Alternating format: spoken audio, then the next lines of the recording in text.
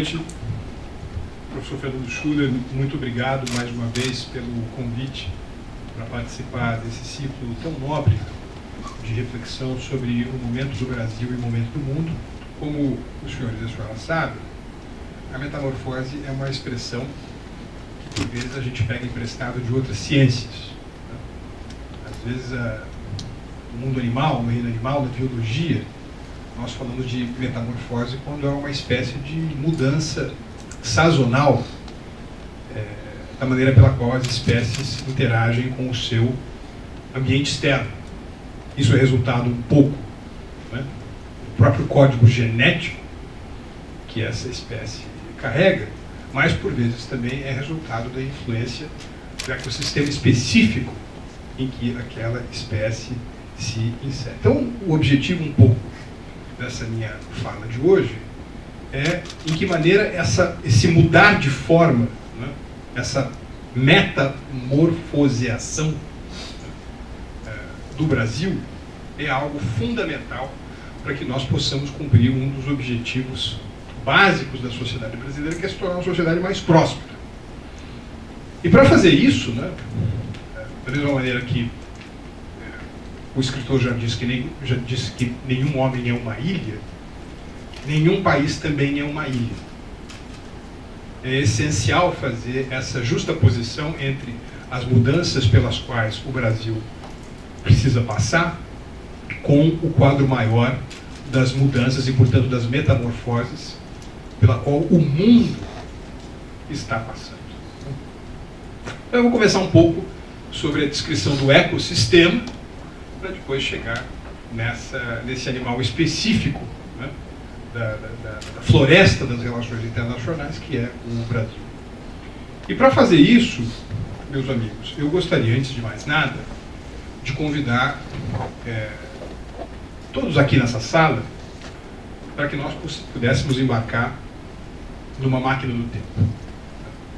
Vamos supor que, como Herbert George Wells escreveu, nós todos nesse auditório pudéssemos entrar numa máquina capaz de viajar pelos anos, e em vez de promovermos essa reflexão no dia 23 de setembro de 2013, nós redirecionássemos o nosso calendário para o dia 23 de setembro de 1993. E se nós tivéssemos, digamos assim, que identificar as 5 mais importantes características desse mundo de 20 anos atrás, ou seja, se nós tivéssemos que fazer uma descrição do ecossistema no qual o nosso país se inseria há 2 décadas, quais seriam essas 5 características? E eu acho que a primeira delas,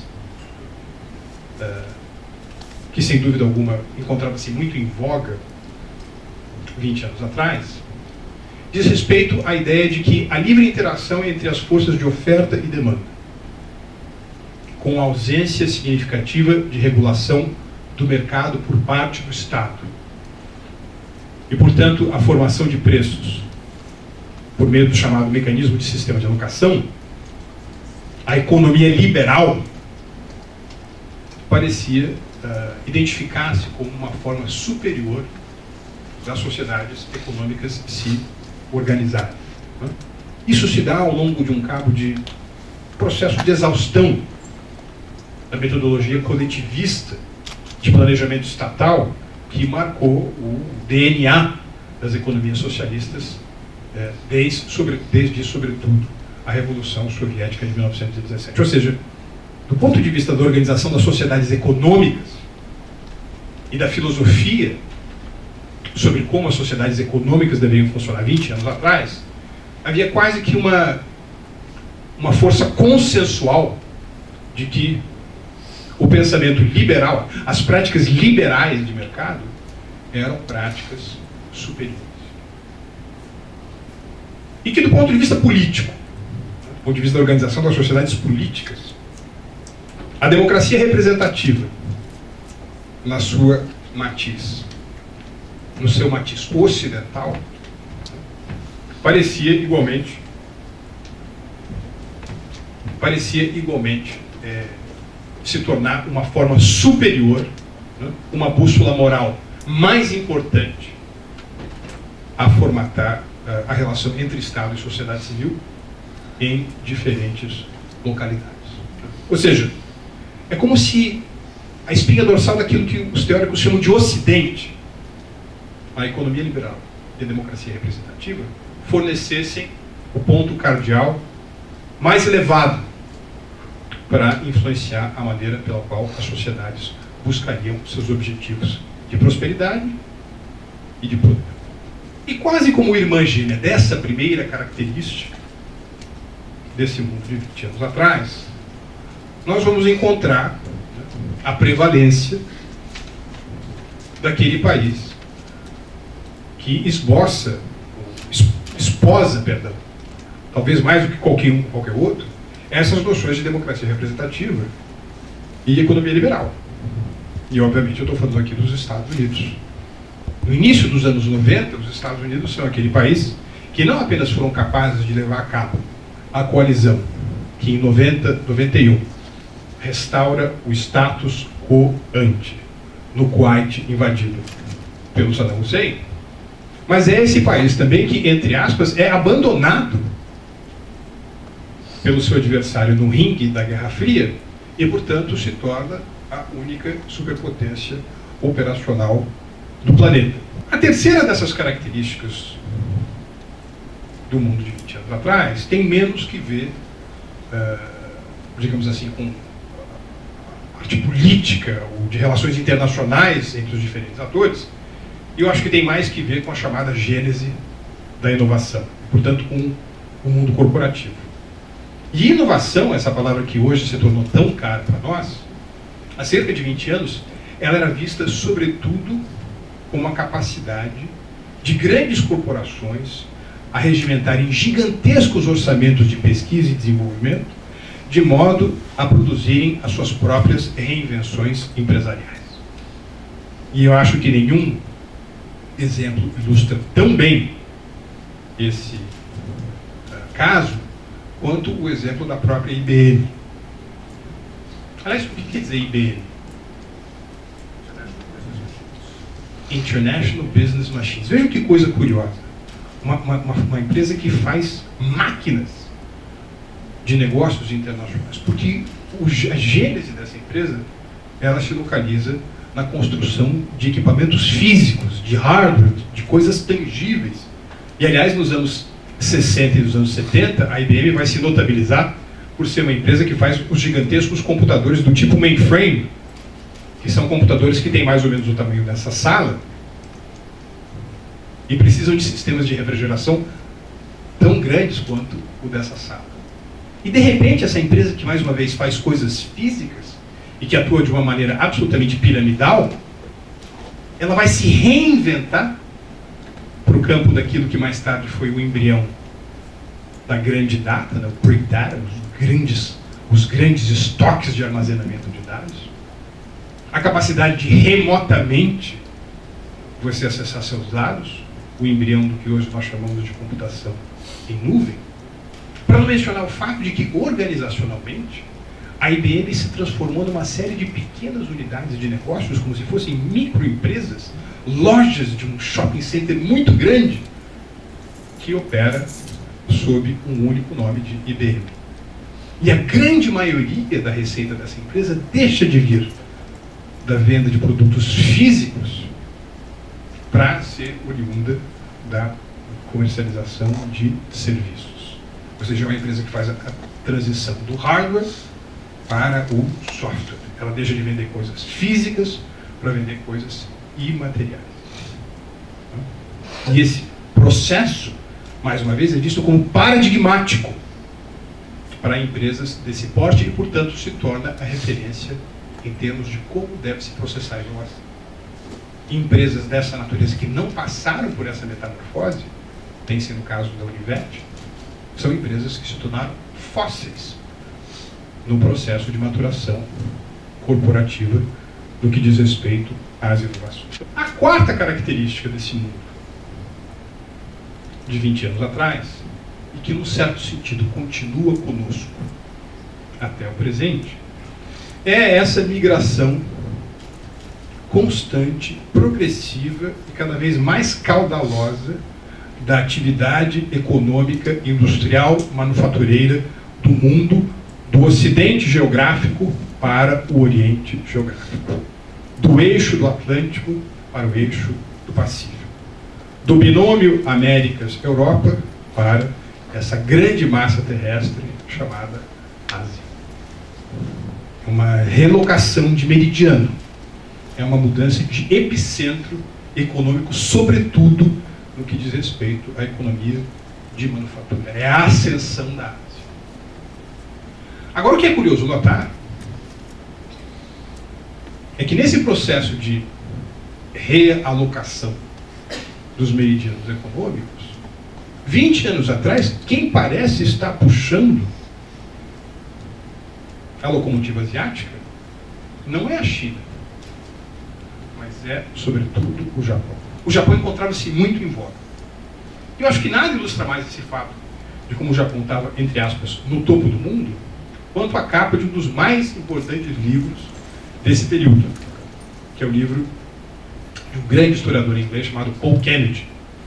É um livro intitulado A Ascensão e Queda das Grandes Potências. E a quinta característica, meus amigos e minhas amigas, desse mundo de 20 anos atrás, é a ideia de que, por conta de uma série de processos que às vezes se iniciam como pequenos acordos econômicos setoriais, como, por exemplo, um acordo para tratar de temas de livre comércio ou de insumos no setor do aço ou do carvão. Obviamente, eu estou falando aqui da comunidade do carvão e do aço, que é o embrião de um processo de integração na Europa, que no início dos anos 90, com o Tratado de Maastricht, vai converter aquelas várias famílias de comunidades europeias numa única entidade que passa a responder pelo nome de União. União Europeia, a mãe de todos os processos de integração econômica regional, cuja verticalidade da integração é de tal forma profunda que ela acaba por transladar-se para outras esferas, como é o caso da esfera jurídica e da esfera política. Então a União Europeia passa a cortar um tribunal comum, o Tribunal de Estrasburgo, passa a contar um parlamento comum, que se reúne em Bruxelas. Do ponto de vista econômico, não apenas livre comércio e mais livre circulação de investimentos, mas mais livre circulação de pessoas, de remuneração dos fatores, de salários. Não apenas isso, mas também coordenação de políticas macroeconômicas. E mais ainda do que isso, a criação de uma moeda comum, o euro.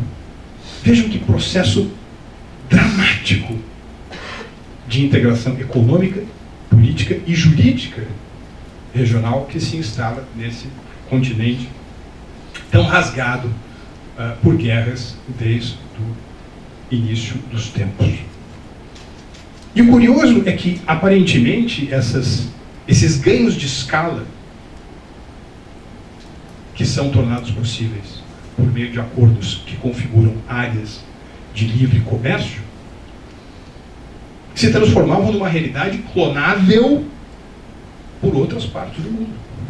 Daí, no início dos anos 90, por exemplo, nós temos também a criação da chamada Área de Livre Comércio das Américas, o North American Free Trade Agreement, o NAFTA. No início dos anos 90, no sul da América do Sul, nós temos o Tratado de Assunção, que cria o mercado comum do Cone Sul com o Brasil, Argentina, Uruguai e Paraguai. Começou-se a falar nessa época sobre a possibilidade de uma SADC, uma comunidade de desenvolvimento do sul da África.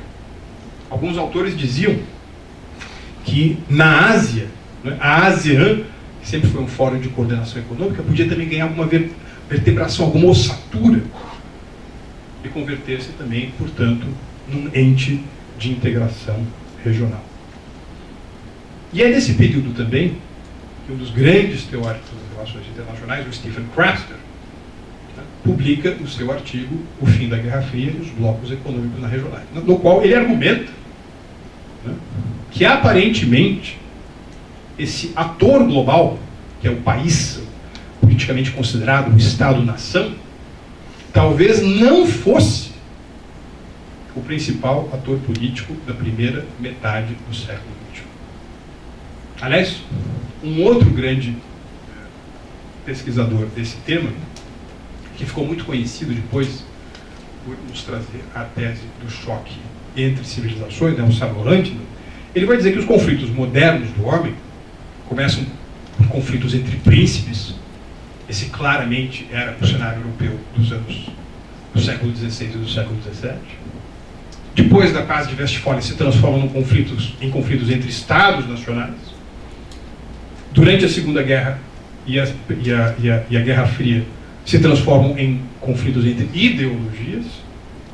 E os conflitos do futuro seriam conflitos entre civilizações, entre modos de se entender culturalmente. E que, portanto, esses processos de conflitos civilizacionais, do ponto de vista da guerra, e de integração econômica política, do ponto de vista da paz, ambos minariam a figura do Estado-nação como ator preponderante das relações internacionais. O que cria até um problema etimológico, porque você não pode mais falar em relações internacionais, porque não são apenas relações entre Estados nacionais. Então, no futuro, que se projetava no dia 23 de setembro de 1993, talvez lá para o ano 2025, uma grande rodada comercial não se daria entre a Alemanha e o Brasil, mas se daria entre, por exemplo, a União Europeia e a área de livre comércio das Américas. E para alguns que eram mais ainda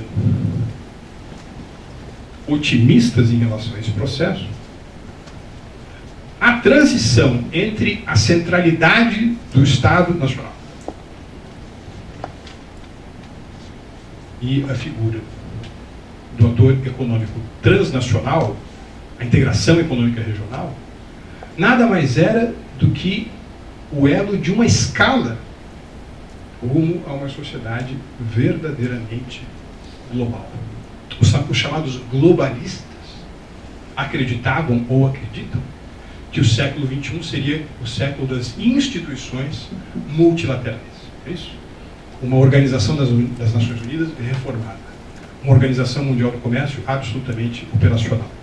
Tratados relativos a florestas, clima, absolutamente consensualizados na construção de um futuro comum. Esse parecia ser o caminhar desses fenômenos de poder e prosperidade apenas 20 anos atrás. Se nós tivéssemos escrever um livro sobre que era nós estávamos vivendo nesse período, nós poderíamos dizer que nós estamos vivendo a era da globalização profunda. Deep globalization. Esse é o mundo que nós estamos vivendo.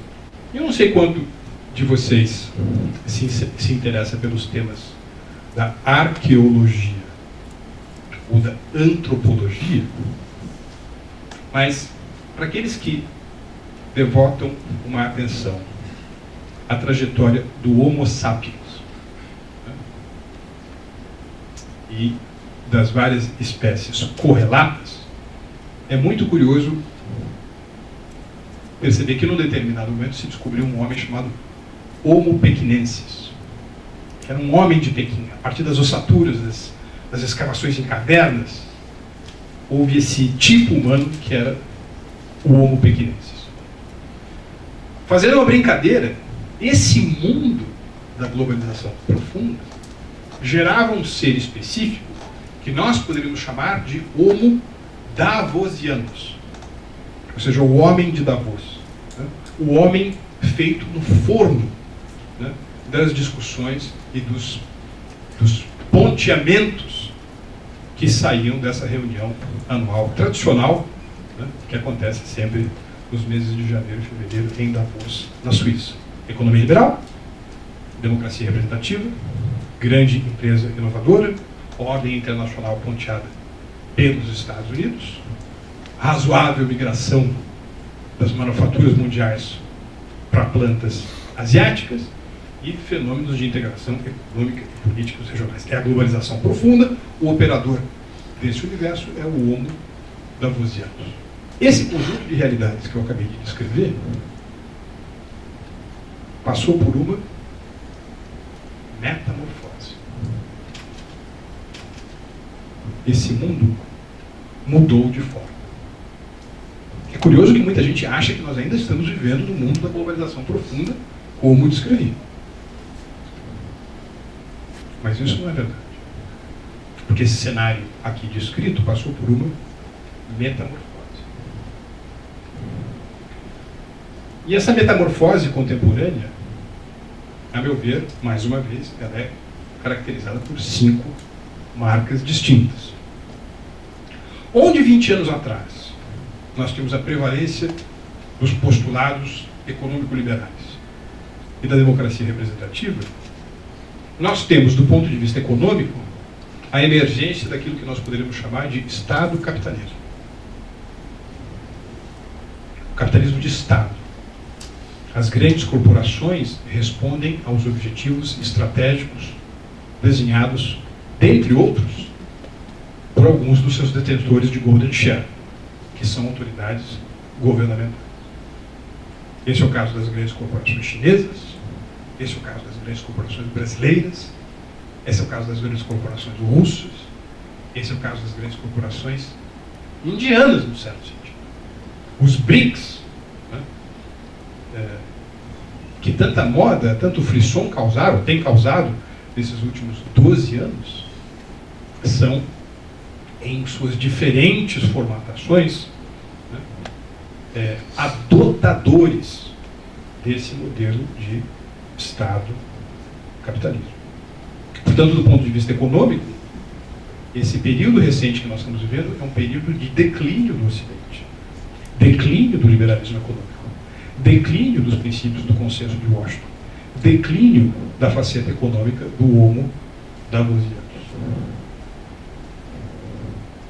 E do ponto de vista político, onde nós vamos encontrar nos anos 90 um ode à democracia representativa, hoje eu entendo que nós vamos encontrar um vácuo. Porque mesmo as grandes democracias ocidentais encontram-se em xeque por conta de escândalos morais, de espionagem, de prisões ilegais, de penitenciárias onde se pratica tortura, seja porque a crítica a essa democracia representativa, por vezes, vem dentro das próprias democracias representativas, como bem exemplifica o conhecido movimento Occupy Wall Street. Ou mesmo para aqueles que entendem que esse jogo parlamentar à la europeia, a dificuldade de se aprovar uma resolução, por exemplo, no âmbito do Conselho Europeu em Bruxelas, ou o jogo modorrento de interesse entre Partido Republicano e Partido Democrata nos Estados Unidos, cuja inoperância e inefetividade fez com que, recentemente, a dívida, o passivo soberano dos Estados Unidos, pela primeira vez na história, fosse rebaixado em seus modelos de classificação de risco. Esse modelo de democracia representativa está sendo substituído por um outro? Não. Daí a ideia de vácuo moral. No entanto,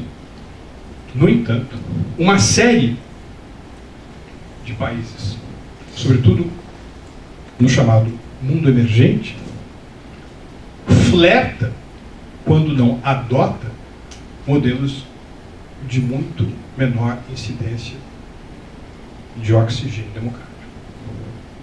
É o caso da China, é o caso da Rússia, é o caso de um sinnúmero de países africanos, e quero pensar também é o caso de alguns países latino-americanos, dos quais a gente pode tratar.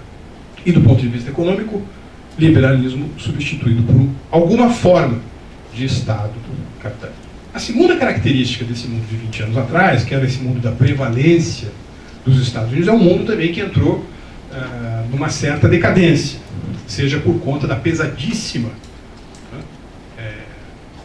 fatura econômica e política das duas incursões no Afeganistão e no Iraque, seja porque os Estados Unidos perderam também a bússola moral, mais uma vez, numa série de votações nas Nações Unidas e nas práticas de bisbilhotagem que são tão bem conhecidas nesses dias. Para não mencionar que a ascensão econômica de um dos atores desse sistema, que é a ascensão econômica chinesa, já nos faz capazes de prever um eclipse econômico, de acordo com o qual, em algum momento entre 2022 e 2025, a economia da China se tornará, do ponto de vista do PIB nominal, superior à economia dos Estados Unidos. A China vai se tornar a maior economia do mundo. Esse é um fenômeno tão raro na história do homem, que ele aconteceu pela última vez em 1871, que foi quando os Estados Unidos se tornaram uma economia maior que a economia da Inglaterra.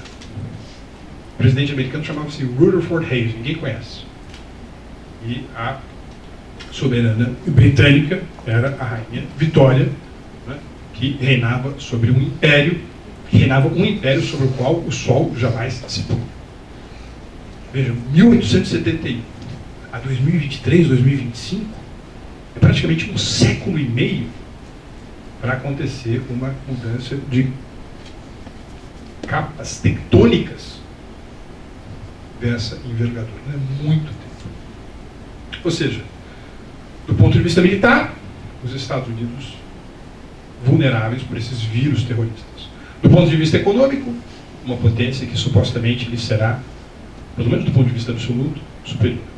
E do ponto de vista moral, a perda da legitimidade do discurso da democracia representativa e do liberalismo econômico. Portanto, estamos falando aqui de um Estados Unidos em crise. A terceira característica desse nosso mundo contemporâneo, desse mundo para o qual nós nos metamorfoseamos, diz respeito à gênese da inovação. E é claro que a reinvenção corporativa de grandes empresas, a partir dos vultosos orçamentos de pesquisa e desenvolvimento, continua a fazer uma diferença muito importante.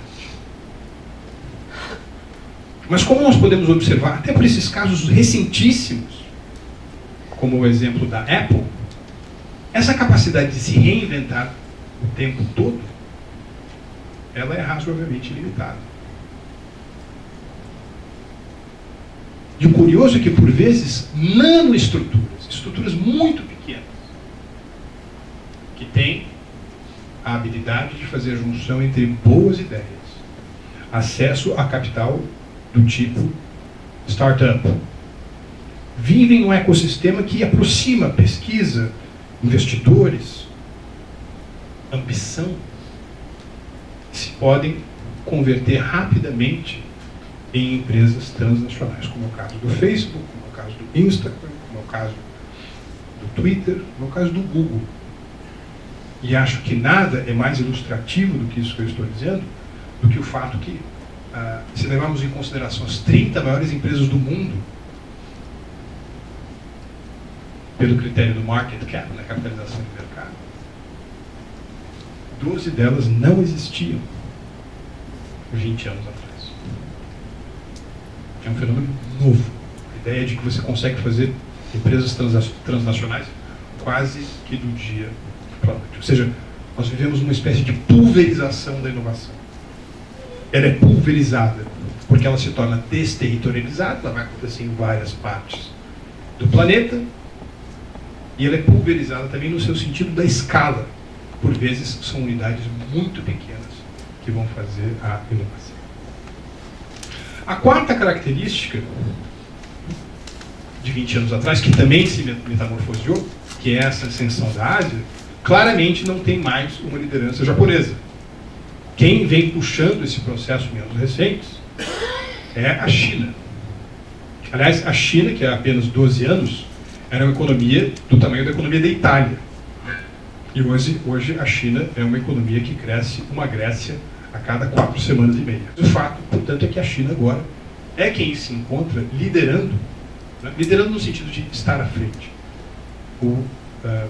momento de ascensão da economia asiática. E a quarta característica, perdão, a quinta característica, meus amigos, desse mundo metamorfoseado que eu descrevi, a característica contemporânea, diz respeito à ideia de que aquela aposta de que o Estado-nação, ao longo desse período, viria a ser substituído na sua importância, na sua centralidade, no seu protagonismo na cena global, pelos fenômenos de integração econômica e política regionais, onde os alemães iam ser menos alemães e mais europeus, os portugueses iam ser menos portugueses e mais europeus, nós brasileiros seríamos menos brasileiros e mais mercosulinos. Aliás, é curioso perceber que essa era uma tendência tão forte que mesmo na primeira página, na capa dos passaportes brasileiros, sobre o brasão da República e a inscrição República Federativa do Brasil, aparece a palavra Mercosul. Esses processos, por razões diferentes, aparentemente representam um trem que saiu dos trilhos. Esse é o caso da Europa, esse é o caso do Mercosul, e aquelas dinâmicas de integração econômica parecem só estar funcionando bem onde os acordos são muito superficiais e dizem respeito, sobretudo, apenas à liberalidade das trocas, mais uma vez, comerciais ou dos intercâmbios de investimento. E esse é bem o caso do NAFTA, o Acordo de Livre Comércio da América do Norte. Ora, e se esse fenômeno é um fenômeno que não desabrochou, nós temos, portanto, a volta, o renascimento, a reaparição do Estado-nação em toda a sua, digamos assim, centralidade, como tinha no século XIX. São os Estados nacionais, são os países, são os Estados-nação que voltam à ribalta nesse período dos últimos 5 anos. Toda a política contracíclica chinesa de 2008 para cá, não é no sentido da colocação, né, de empresas estrangeiras na China por conta dos supostamente baixos custos de produção chinesa. É a pesadíssima força de formação de demanda do governo chinês, dizendo aos atores econômicos: queres vender aviões da Embraer aqui para a China? Construa-os aqui. Ou seja, é um processo, mais uma vez, de volta. Aliás, no final de 2011, quando numa reunião da União Europeia, o primeiro-ministro David Cameron se nega a fazer com que seu país se filie aos pactos de verticalização fiscal da Europa, ele diz à imprensa: eu não estou aqui para fazer o que é melhor para a Europa. Eu estou aqui para fazer o que é melhor para o povo britânico.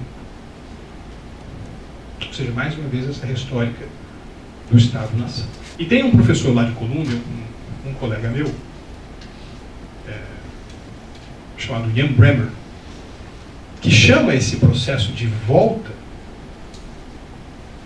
do Estado-nação ao centro do palco de um processo de G0.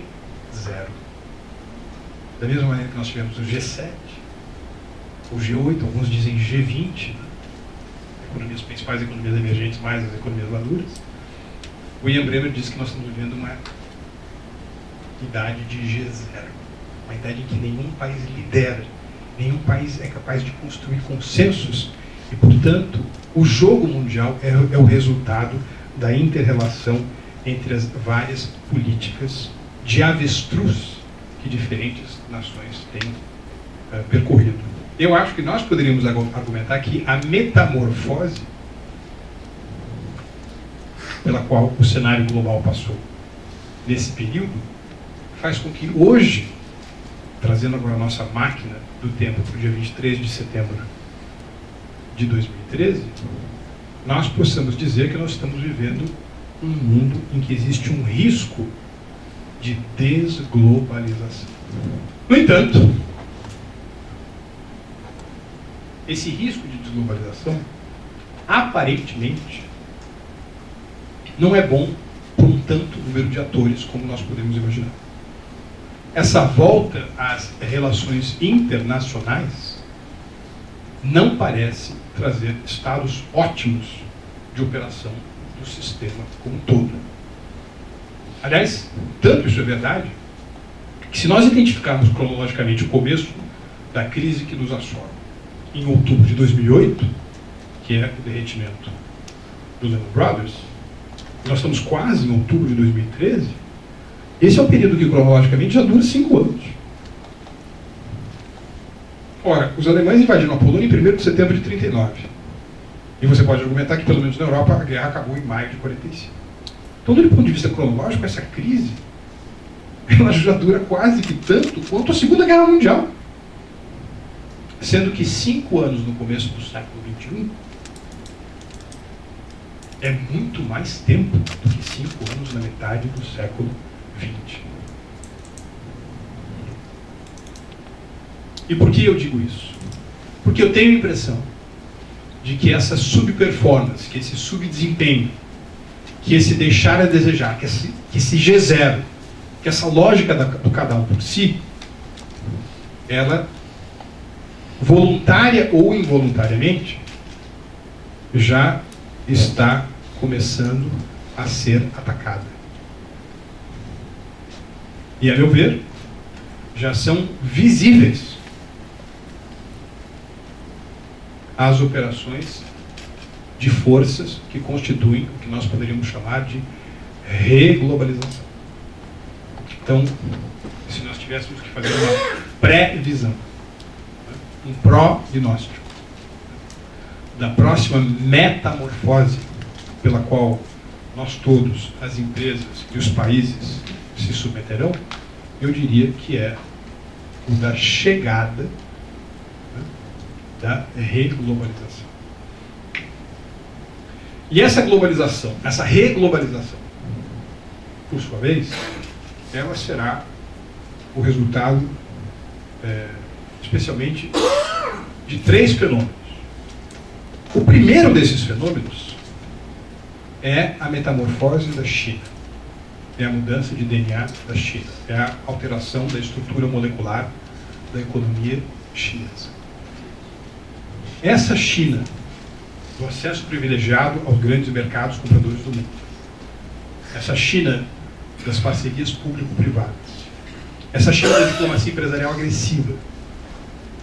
Essa China da baixa remuneração relativa aos fatores de produção, nós podemos chamar de China 1.0. Então você baixa o aplicativo, coloca o seu ID, aperta um botão e a China 1.0 é substituída por uma outra China. E essa China que está emergindo, ela deixa de ser um país cuja principal característica é a produção de bens de baixo valor agregado, assim possível por conta dos níveis de remuneração baixos. E ela passa a se tornar uma empresa, ela passa a se tornar um país muito mais intensivo em tecnologias. E, por consequência, também de mais elevada remuneração da sua força de trabalho. E por que também que os chineses estão ficando mais caros? É apenas uma forma de refletir uma economia que é mais densa em valor agregado? Não. Mas é também uma das ferramentas que vão deixar de ser contracíclicas, mas vão se incorporar ao próprio código genético da economia chinesa, porque ela vai ter que diminuir o espaço relativo ocupado pelo comércio exterior. Pela simples razão de que os mercados europeus e os mercados norte-americanos já não se encontram mais tão porosos para permitir a filtragem das mercadorias chinesas. Eles estão mais protegidos, o que é mais um fator a corroborar a minha ideia de que nós estamos vivendo um momento de desglobalização. E, portanto, essa oferta chinesa tem que ser absorvida também pelo mercado interno chinês. Uma outra característica dessa China 2.0 é o fato que cada vez mais a China será também uma potência irradiadora de investimento estrangeiro direto. Ou seja, ela deixa de ser apenas uma grande receptora, uma grande bomba de sucção de investimento estrangeiro direto, mas ela passa a ser também uma fonte de irrigação de investimento estrangeiro direto. E aí pode se perguntar, para onde irá esse investimento chinês? E eu acho que ele vai essencialmente para 3 tipos de países. Ele vai para a vizinhança geoeconômica da China, onde os custos relativos de produção são mais baixos. É o caso do Vietnã. O salário mínimo do Vietnã é 1/4 do que é o salário mínimo no Brasil. Vai para a Indonésia, que também tem um mercado interno importante. Uma segunda destinação para esse investimento estrangeiro direto chinês diz respeito àqueles países em que não apenas os chineses têm a oportunidade de obter recursos recursos minerais ou agrícolas, que são do seu interesse, mas são países em que as grandes empresas de construção civil, as grandes contractors chinesas, podem também arrebatar gigantescos contratos de infraestrutura. E ainda, nesse mesmo quesito, países que podem oferecer uma alternativa mais barata à mão de obra chinesa. E nesse caso, eu estou falando especificamente do continente africano. E essa é uma das razões pelas quais hoje se diz que a África está passando por um novo processo de colonização, dessa vez engendrado pelas empresas e pelo governo chinês. E o terceiro tipo de país que vai ser impactado por essa China 2.0 são aqueles países que detêm por si acordos privilegiados de livre comércio com os grandes mercados compradores do mundo. Como, aliás, é o caso do México. Quer dizer, uma empresa chinesa que vai se instalar em Monterrey, em Jalisco, ela vai ter o mesmo tratamento do ponto de vista da remessa de seus produtos por mercado dos Estados Unidos e do Canadá do que uma empresa de 100% capital mexicano. E nesse sentido, para expandir a América Latina, aqueles outros países que se localizam no âmbito de acordos dessa natureza também serão grandes recipiendários de investimento chinês. E daí eu deixo de falar da China e vou falar sobre as 2 outras características, os 2 outros vetores que eu acho que também estão levando o mundo a uma nova fase de reglobalização. E para aqueles que gostam de história militar, esse fenômeno tem um fenômeno muito parecido com um movimento de pinça, que é um modelo clássico de cercar o seu adversário, cortando, portanto, suprimentos, isolando para depois dizimá-lo. E esse fenômeno de pinça é um fenômeno que se sente na maneira pela qual novas geometrias de comércio e investimento estão sendo desenhadas. Por um lado, entre os Estados Unidos e a Europa, é o que tem se chamado de de parceria transatlântica. A ideia de que já em 2015 haverá um grande acordo de livre comércio entre os Estados Unidos e a Europa. E, por outro lado, a negociação do que vem se chamando de parceria transpacífica, e que envolve o mercado dos Estados Unidos, do Canadá, do México, da Colômbia, do Peru, do Chile, da Nova Zelândia, da Austrália, do Japão e da Coreia do Sul. Aí muitos de vocês podem argumentar, bem, mas as tarifas hoje que regem as transações comerciais desses países já são muito baixas. E de fato são. Mas imaginem o efeito que acordos dessa natureza terão na expansão e aprofundamento das chamadas cadeias produtivas globais. Então, meus senhores, eu acho que esse mundo da metamorfose, que nós estamos vivendo, a próxima metamorfose é a metamorfose da reglobalização. E nessa nova metamorfose, eu gostaria de refletir brevemente sobre dois temas. Um é o tema dos mercados emergentes. E outra é o tema do Brasil. Sobre o tema de mercados emergentes, a narrativa que vem se entoando nos últimos 15 anos é de que o chamado bônus demográfico, o fato de que num sem número de países, como é o caso do Brasil, como é o caso da Índia, como é o caso da China, como é o caso da Indonésia, o ingresso de pessoas do contingente da chamada população economicamente ativa fará com que produção e, portanto, também consumo dessas nações prenunciem uma grande expansão econômica. Portanto, com essa expansão, supõe-se, e mais uma vez assim diz a narrativa, que você teria dois fenômenos. Fenômeno que os economistas contemporâneos adoram utilizar. Um é o nome, é a expressão decoupling. Já ouviram essa expressão? Quer dizer, decupagem, o descolamento. A ideia de que em crises econômicas, como se viu, por exemplo, em 2008, as economias mais maduras ou industrialmente mais avançadas penam mais do que as mais ágeis, resilientes e dinâmicas economias dos países emergentes. Ou seja, como se, muito bem, para vocês um terrível tsunami, para nós apenas uma marolinha. E como consequência desse decoupling ao longo do tempo, essa narrativa permitiria uma outra ideia, que é a ideia da convergência. Ou seja, se você tem países de economia madura que veem as suas populações economicamente ativas encolherem, aumento dos gastos sociais, né, e de seguridade social por conta do aumento da população de mais idade.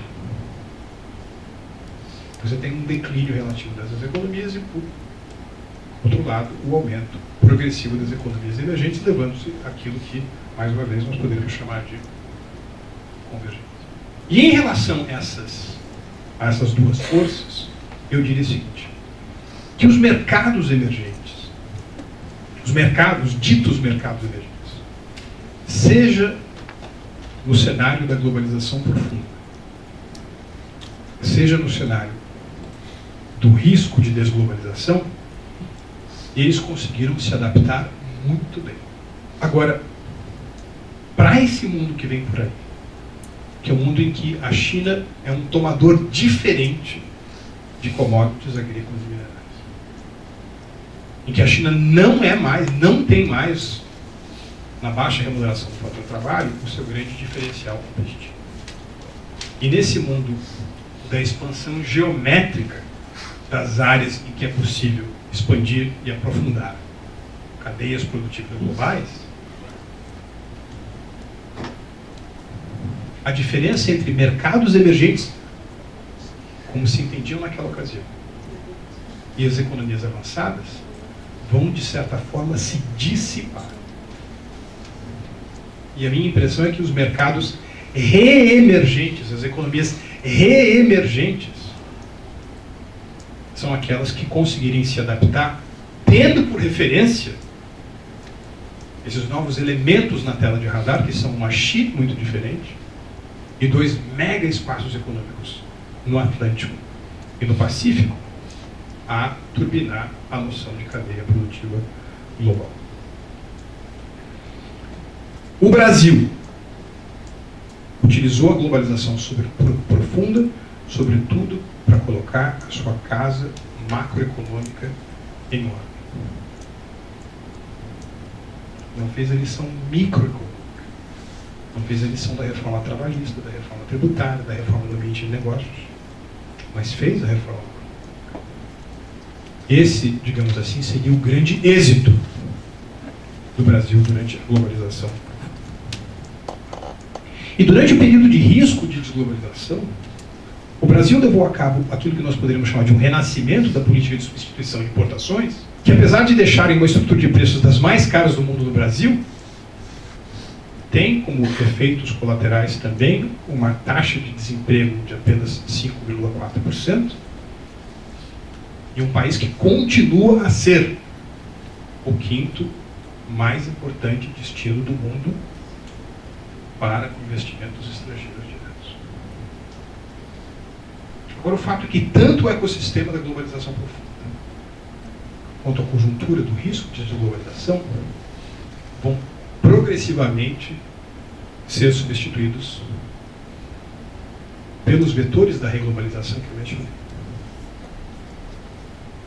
E nesse caso, se o Brasil permanecer o mesmo, eu tenho a impressão que cada vez mais nós vamos nos aprisionar na chamada armadilha da renda média.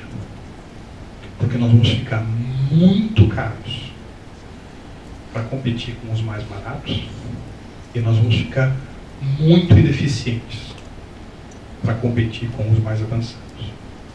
Agora, se mais uma vez nós utilizarmos esses próximos 36, 48 meses para fazermos ainda uma parte importante dessas reformas microeconômicas que nós precisamos, com a diminuição da nossa dependência relativa, da nossa sino-dependência, dependência em relação à China, e se nós nos recolocarmos no eixo dessas cadeias produtivas globais que vêm com esses novos acordos, eu acho que o Brasil vai ser, mais uma vez, esse animal muito mais ágil e, portanto, vai construir uma sociedade muito mais dinâmica, próspera, para os próximos anos. Muito obrigado.